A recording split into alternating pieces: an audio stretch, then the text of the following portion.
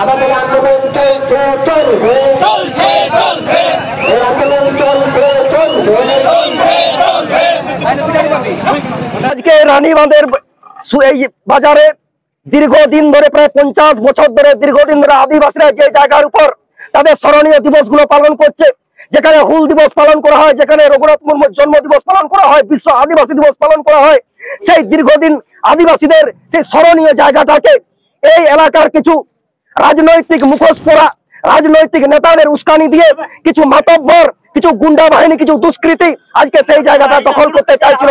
সেখানকে একজন বিশিষ্ট সমাজসেবী এলাকার প্রবীণ নাগরিক রতনলাল হাসদা যেখানে সাঁওতালি বই বিক্রি করতেন, তার স্টলটিকে ভেঙে দেওয়া হয়েছে।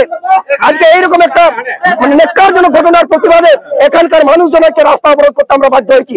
যতক্ষণ না ওই দুষ্কৃতীরা এখানে এসে তাদের বক্তব্য পেশ না করে ততক্ষণ এই অবরোধ চলবে।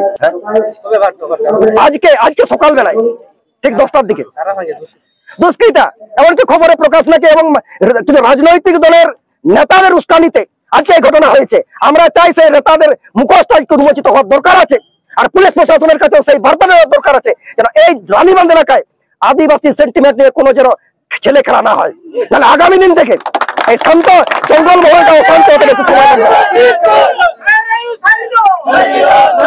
আমরা চাইছি যারা দুষ্কৃতী তারা রানীবাঁধ বাজারে নেই, তারা সব জানে কিসের স্বার্থে, কার অঙ্গুলি হলনে, কার উস্কানিতে, কোন সাহসে আজকে আদিবাসীদের জায়গার উপর তারা দখলদারি করতে চাইছিল, তাদেরকে জবাব দিতে হবে।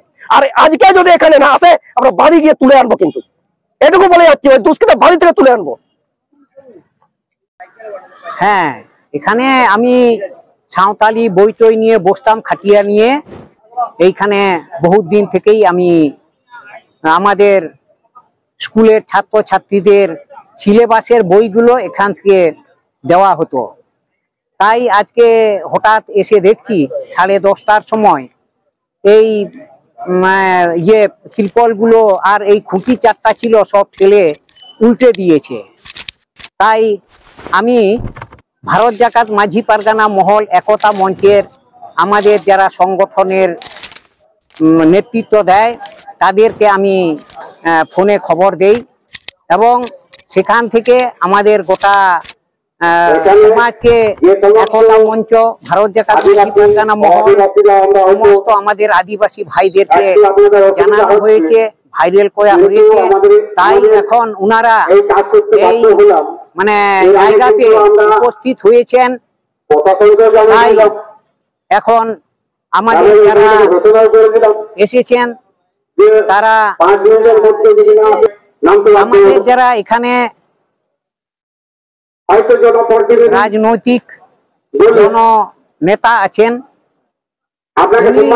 এটা ভাটা করিয়েছেন, উনি নিজে থেকে প্রচুর লোকজন উনি এটা দিয়েছেন, সেটা স্বীকার করেছেন। আমি চাইছি এটা হোক, উনাকেও আমরা বলছি উনি এসে উনার যে ভুল উনি বলেছেন আমার ভুল হয়েছে, ভুল স্বীকার করেছেন আমার কাছে। কিন্তু আজকে আমার জনগণ, এলাকার জনগণ এসেছেন, তাদের কাছে যদি এই ভুলটা স্বীকার করে তাহলে সবাই আমরা মেনে নেব। এইটাই আমাদের অনুরোধ, উনি এসে এখানে উনার ভুলটা স্বীকার করুন। আমার নাম রতনচন্দ্র হাসদা, আমি একজন প্রবীণ নাগরিক। তাই আমি এই অবসর সময়ে আমি ওই আমাদের সাঁওতালি বইগুলো মাঝে মাঝে এইখানে বিক্রি করি, বসি। সব দিন হয়তো বসতে পারি না, তাই আজকে আমি ছিলাম না, এই সময়টা ভাঙার সময় আমি ছিলাম না। এই আমার অনুরোধ।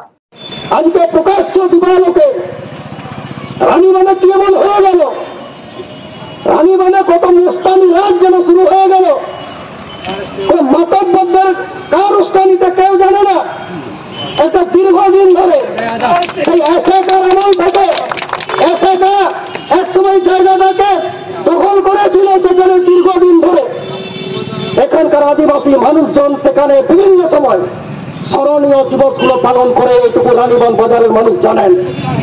শুধু জানে না কিছু অপদার্থ অর্বাচীন কিছু বেয়াদবরা, তাদের জানার দরকার আছে এটা রানীগঞ্জ বাজার।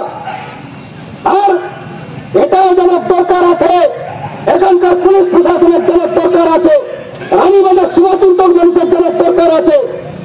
আজকে যদি ভাঙার কালচার দিনের বেলাতে শুরু হয়, আগামীকাল থেকে কোন কোন বিল্ডিং ভাঙা পড়বে, কোন কোন দোকান ভাঙা পড়বে, রেডি থাকবেন। আজকে মোস্তানি শুরু করেছেন, রাজনৈতিক ব্যানার লাগিয়ে মোস্তানি শুরু করেছেন। রাজনীতি করুন, নীতি আদর্শ নিয়ে রাজনীতি করুন, আপনার রাজনীতিকে সম্মান দেবে সেটা রাজনীতি করুন। মোস্তানের মতো রানীগঞ্জের মতো জায়গায় দখলদারি শুরু করবেন না। জঙ্গল মহলের যদি দখলদারি শুরু হয়, জঙ্গল মহল যদি দখলদারি শুরু হয়, কার কার দখল কি দখল হবে আগামী সকাল থেকে বুঝতে পারবেন।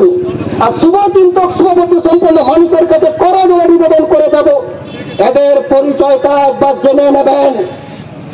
যারা আজকে এই নেককারজনক ঘটনার সাথে জড়িত, যারা আজকে উস্কানি দিচ্ছেন, রাজনৈতিক পতাকা সাথে নিয়ে সামান্য একটা আদিবাসীদের জায়গাটাকে দখল করার চেষ্টা করছেন, তারা সাবধান হয়ে যান।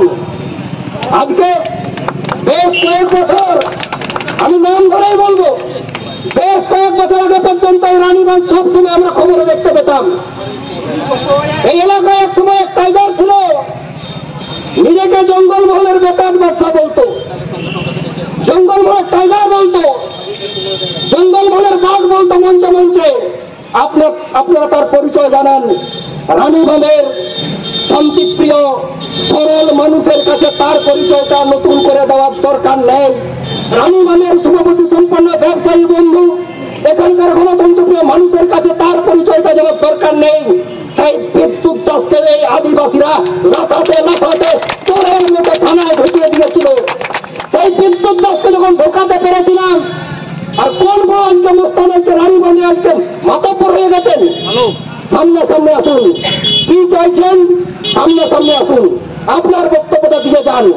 আপনি কি চাইছেন একটা আদিবাসীদের স্মরণীয় জায়গাকে, যে জায়গার সাথে আদিবাসীদের একটা দীর্ঘদিন লড়াই আন্দোলন ইতিহাস আছে, সেই জায়গায় আপনি হাত লাগিয়েছেন। এই সেন্টিমেন্টাল হাতের জন্য আপনাকে সামনে এসে বলতে হবে। এই রানীগঞ্জের অবরোধটা আমি শুরু করছি। আপনি যেখানেই থাকুন, যে উস্কানি নিয়ে আপনি একটা কাজটা করিয়েছেন, 5 মিনিটের মধ্যে এখানে এসে আপনার বক্তব্য দিয়ে যাবেন যে আপনি কেন আজকে এই কাজটা করলেন। 5 মিনিট পরে আমি রাস্তাতে নামছি। কত বড় অনুষ্ঠানে তুমি দেখছি, কত বড় মাতব্বরের জন্য রানীগঞ্জে দেখছি। আজকে এই জঙ্গল মহলের শান্তিপ্রিয় এলাকাকে অশান্ত করে অপপ্রয়াস চালানো হচ্ছে। আর পুলিশ প্রশাসনের ধরল, সকালবেলা একটা ঘটনা ঘটেছে আর পুলিশ প্রশাসন নাকে তেল দিয়ে ঘুমাচ্ছে। আজকে এই শান্তিপ্রিয় এলাকাকে শান্তিপ্রিয় সহাবস্থানে আমরা বিশ্বাস করি, ভাতৃত্ববোধে বিশ্বাস করি। আমরা কোনো নষ্টমিতে বিশ্বাস করি না, আমরা ভণ্ডামিতে বিশ্বাস করি না, বিশৃঙ্খলায় বিশ্বাস করি না। কিন্তু একবার তো শুরুটা করে দেন, সে সামলানোর দায়িত্ব আপনাকে নিতে হবে। আমি আমার বক্তব্য দীর্ঘায়িত করবো না। শুধু আজকের এই নেককারজনক ঘটনায় যারা জড়িত, যারা অষ্টমদাতা, 5 মিনিটের মধ্যে আপনারা এখানে এসে আমাদের বক্তব্য যদি শুনছেন, আপনারা এখানে আপনাদের বক্তব্য দেন। আপনারা কেন করেছেন, কিসের আপনার স্বার্থ ছিল? যদি না করেন 5 মিনিটের পরে এই রাস্তাটা আমি নামতে বাধ্য থাকছি। সব আদিবাসী মানুষ, সাধারণ মানুষ এদের রাস্তায় নামবে। এই কয়েকটি কথা বলে রানীগঞ্জের রানীগঞ্জের মানুষকে এক হতে হবে এই দুষ্কৃতীদের বিরুদ্ধে। তবে রানীগঞ্জের ক্ষমতা থাকবে। এই ক্ষুদ্র ক্ষুদ্র ক্ষুদ্র ক্ষুদ্র ঘটনা আজকে কোন পর্যায়ে কথা বলে পুনরায় আমি পুলিশ প্রশাসনকে অনুরোধ করবো, আপনারা এই ঘটনার ইতিবৃত্তি জানেন এবং এই ঘটনার দৃষ্টিভঙ্গি পালন করবেন, এই আশা রাখি। সবাইকে ধন্যবাদ।